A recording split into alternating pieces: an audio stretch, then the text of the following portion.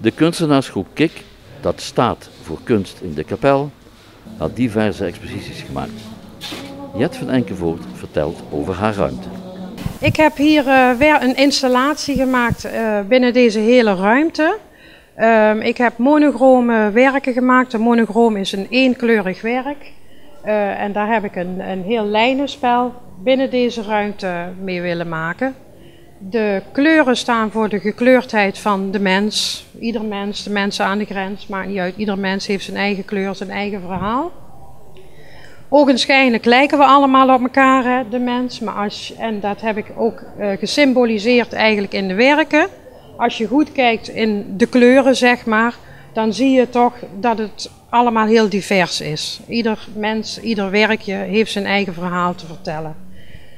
Ik heb ook mijn eigen grenzen hierin verlegd, want ik vond het ook prettig om andere kunstenaars binnen mijn werk toe te voegen, om ook die verbinding weer te leggen.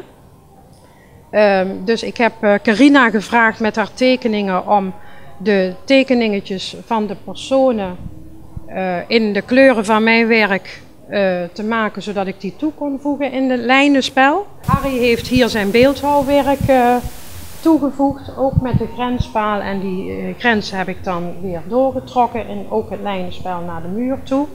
Werkjes van Carina zie je dan ook daar hangen, die kleine tekeningen.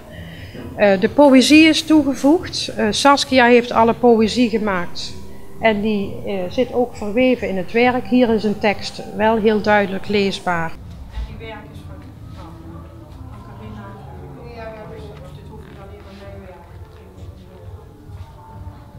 Dat is vooral de integratie. Het werk van Gemma Vissers, wat ook binnen en buiten overal te zien is, die heeft ook hier haar figuur toegevoegd om nog wat kleur te trekken uit deze.